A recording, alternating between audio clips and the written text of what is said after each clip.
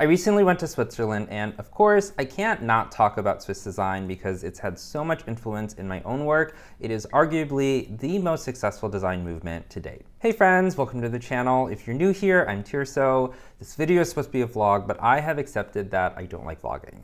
I just want to enjoy my vacation, so this video is kind of random because it's a partial recap of my trip with some Swiss design education and not a beauty haul, but a design haul. So for anyone interested, come hang out.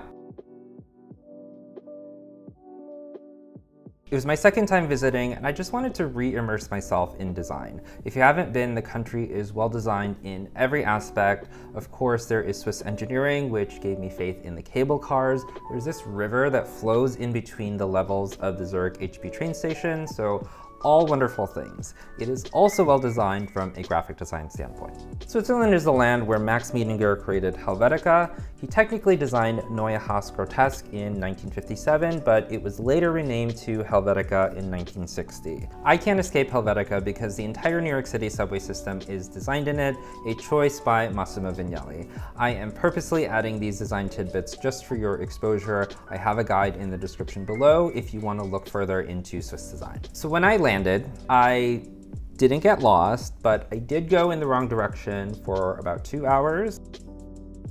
This was the moment of realization that I was closer to Liechtenstein than I was to Zurich.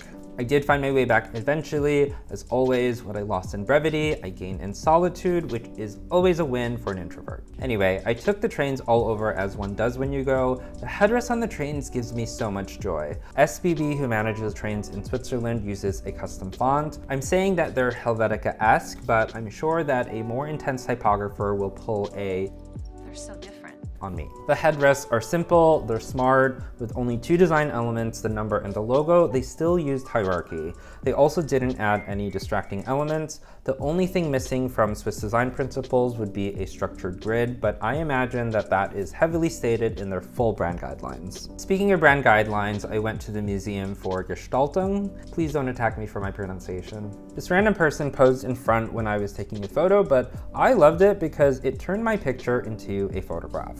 There's this hall of posters, which is what originally brought me to the museum, but downstairs there's this room full of drawers. In those drawers are posters, branding, identity systems, and SBB was included.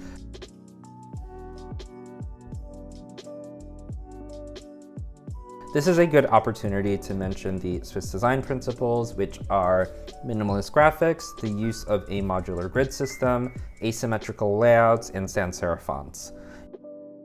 You can see a lot of the designs following those design principles. I spent hours here just appreciating the design. One thing I noticed was this element of tactility, which was wonderful. Look at that, you can design without AI. What a concept. My favorite designs was the packaging. What happened in the world? Can we go back to this? This is what graphic designer dreams are made of. The museum is definitely a highlight of the trip. The rest was just food and trains. I did do a day trip to Paris because I always find a reason to go to Paris. I just grabbed a croissant, spent hours at City Pharma, and took some photos.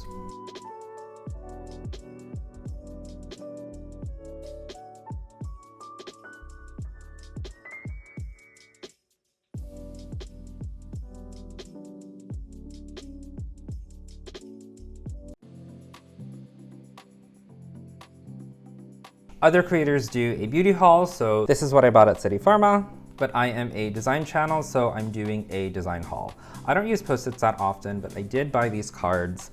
I don't have any other reason other than I love the colored edging on them. Of course, primary colors. Do you see a trend in my apartment? The lamp is primary colors. My chair is a primary color. I used to have a yellow hourglass, but that broke. Since I bought those, I wanted a new pen to write on them with. I bought this one by Odo. The weight is really nice on this. It's also no balls, so it's just ink. I also bought this ruler because it was cute. Since I bought the pen and ruler, I told myself that I needed a case to hold said pen and ruler. I bought this one, which I love the color, but what really caught my attention was the ampersand in the logo. It's such a subtle detail, but the ampersand is actually set in italics. This specific character comes from the Renaissance period, which you can find in typefaces like Minion, Garamond, or Heffler text. I never knew I needed a case, but I have used this every day since. Of course, I bought some design books. When I was going through the drawers in the museum, I thought they better have a book on this in the gift shop. Here we are. So heavy.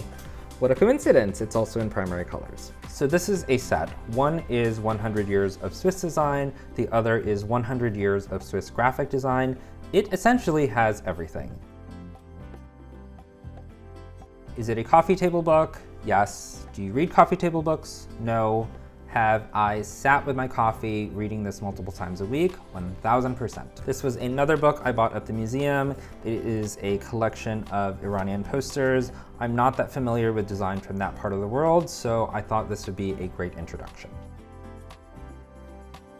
I can't understand anything, but I love the letter forms. You don't need to understand design in order to appreciate it. The compositions are just absolutely beautiful. I wish there was more exposure to things like this. Maybe I'll do a video on Iranian poster design in the future. I did go to the Monocle coffee shop in Zurich, which I bought a planner. The only thing I cared about was the red lettering. Those who choose red choose to be noticed. Also, I seem to be a creature of habit when it comes to color. I bought this Monocle companion in the fall, which it's the second volume because the first is no longer available online, but I did find the first in the coffee shop and I held onto this with a death grip.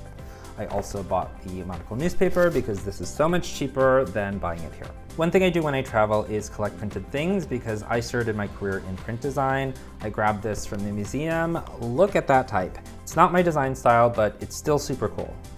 I grabbed this one from the street and burn. I mean, talk about Swiss design principles. You grab free things from the street in the US and it looks like somebody designed it with their teeth. This is from Rexburn, which is a film and art culture company. Clearly they have a strong designer working for them, or is it just every Swiss designer is naturally great at design because they're surrounded by Swiss design their entire life? Anyway, if you can't find books for inspiration, just grab shit. Something else I do when I travel is take photos of types, so here is the type swipe from the trip.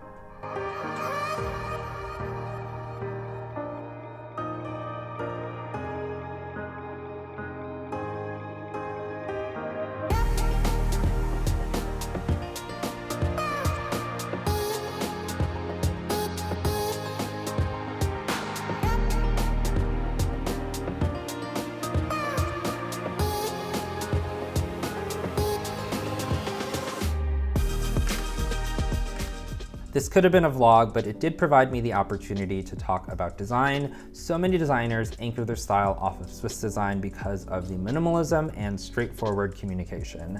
Don't forget to download the guide in the description below. Check out some other content on the channel, and I'll see you next time.